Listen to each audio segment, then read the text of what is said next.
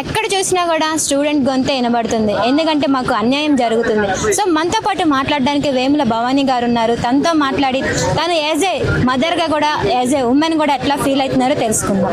నమస్కారం. నమస్తే. సో మనం ఎక్కడ చూసినా కూడా స్టూడెంట్స్కి అన్యాయం అవుతుంది. మనకి 2024లో పేపర్ లీక్ అయింది, అదే ఇప్పుడు కూడా మళ్ళీ లీక్ అయింది. ఎందుకని ఇట్లాగా స్టూడెంట్ జీవితంతో ఆడుకుంటున్నారంట? మన విద్యా వ్యవస్థలోనే లోపాలు ఉన్నాయమ్మ. విద్య లేని మంత్రులు ఈ రోజున గదినకి రాష్ట్రాన్ని దేశాన్ని పాలిస్తున్నప్పుడు విద్య కోసం యువత ఈ రోజున రోడ్లెక్కాల్సిన పరిస్థితి ఏర్పడింది. ఈ రోజున జెన్జీ అని చెప్పుకుంటున్న మన విద్యార్థులు, మన చిన్నారుల్ని ఖచ్చితంగా వాళ్ళని అప్రిషియేట్ చేయగలిగిన సందర్భం ఈ రోజున దేశవ్యాప్తంగా ఏర్పడింది. ఈ రోజున జెన్జీ వాళ్ళు ఒక స్ఫూర్తిగా రాష్ట్ర వ్యాప్తంగా, దేశ వ్యాప్తంగా కూడా అన్ని రాష్ట్రాల నుంచి, అన్ని వర్గాల నుంచి కూడా గలమెత్తి వాళ్ళ వాయిస్ ని వినిపిస్తున్నారు. వాళ్ళకు కావలసిన హక్కుల కోసం వాళ్ళు మాట్లాడుతున్నారు. వాళ్ళ ప్రతి కోరిక కూడా న్యాయమైనదే. ఈ రోజున విద్యా వ్యవస్థ దేశానికి పట్టుకొమ్మ, దేశానికి పట్టుకొమ్మ మన విద్యార్థులు, మన చిన్నారులు, మన యువత. అలాంటి వారికి మంచి భవిష్యత్తు కావాలంటే మంచి విద్యా వ్యవస్థ ఉండాలి. అందులో ఉన్న లోపాలు తక్షణమే సరిచేసి దేశవ్యాప్తంగా వాళ్ళు అడిగిన హామీలు ఇవ్వాలని చెప్పేసి మదర్గా కోరుకుంటున్నాను. బయటికి తీసుకురావడానికి అసలు రీజన్ ఏంటంటే అమ్ముకుంటున్నారా? అదే కదా, లీక్ అని అంటే ఏంటి? అమ్ముకుంటున్నారా లేకపోతే వాళ్ళకు వాళ్ళు కుమ్మక్కయ్యి మొత్తానికి బయటకు వస్తుందా అన్నది, అది ఆ లోపాలు ఎక్కడ లోపం జరుగుతున్నది అన్నది విద్యా వ్యవస్థనే బయటకు తీసుకురావాలి. దానికి గాను హోంశాఖ కూడా వాళ్ళకి సపోర్ట్ చేస్తూ, రెండు విద్యాశాఖ, హోంశాఖ రెండు కలిసి కూడా ఒక న్యాయ వ్యవస్థని ఈ రోజున భారతదేశంలో చూయించాలని చెప్పేసి యాజ్ ఏ మదర్గా, నేను నీస్ ఆస్పిరెంట్ మదర్గా గట్టిగా కోరుకుంటున్నాను. సో మనం చూస్తుంటే ఢిల్లీలో జరిగిన పోరాటంలో లేడీస్ మీద పోలీసులు, అది కూడా మెన్ పోలీసులు ఎట్లా బిహేవ్ చేశారో మీరు చూసే ఉంటారు.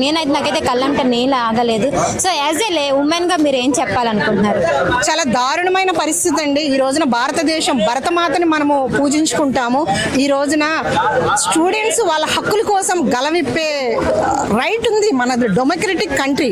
ఈ ప్రజాస్వామ్య దేశంలో స్టూడెంట్ కానీ ఎవరైనా కానీ గలము విప్పొచ్చు. ఇలాంటి పరిస్థితుల్లో యువత మీద, మరి ముఖ్యంగా మహిళల మీద విచక్షణ రహితంగా దాడి చేయటం, బట్టలు చింపేయటము, వాళ్ళని అసలుకి రోడ్ల మీద పడేసి కొట్టడము, ఏంటంటే ఐసీయూలోకి వెళ్ళే అంత పరిస్థితి క్రియేట్ చేయటం అన్నది, ఇది ఖచ్చితంగా ఇప్పుడు ప్రభుత్వం, గవర్నమెంట్ ఏదైతే ఉన్నదో బీజేపీ గవర్నమెంట్ ఖచ్చితంగా పడిపోయే టైం దగ్గర పడింది.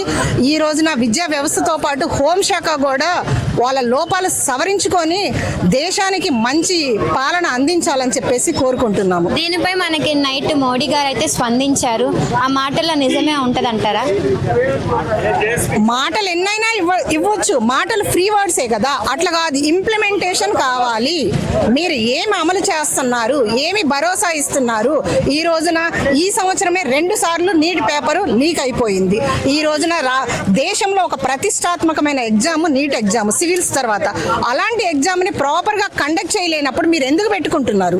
మీ దగ్గర పెట్టుకోవద్దు. ఆ అధికారాన్ని మీకు చేత కాకపోతే రాష్ట్రాలకు ఇచ్చేయండి, లేదంటే సవరించండి లోపాలు ఏమున్నాయో. ఎక్కడ మీ విద్యా వ్యవస్థలో మీకు లోపలున్న మీ టీమే దొంగలైనప్పుడు ఇంటి దొంగలు ఈశ్వర్లైనా పట్టుకోలేరు అని చెప్తారు. సో అలాంటప్పుడు అలాంటి దొంగలు మీరు పక్కన పెట్టేసి మీరు యువతకి, దేశానికి మీరు సపోర్టివ్గా ఉన్నారని మరొకసారి నిరూపించుకోండి. నేను ఛాయమ్మి ప్రధానమంత్రినైనా అని చెప్పేసి కింద స్థాయి నుంచి వచ్చినా అని చెప్తుంటారు. కింద స్థాయి ప్రజల్ని, కింది స్థాయి యువతని మీరు తొక్కేయటము, మహిళలను హింసించటము, ఇది మాత్రం కరెక్ట్ కాదు.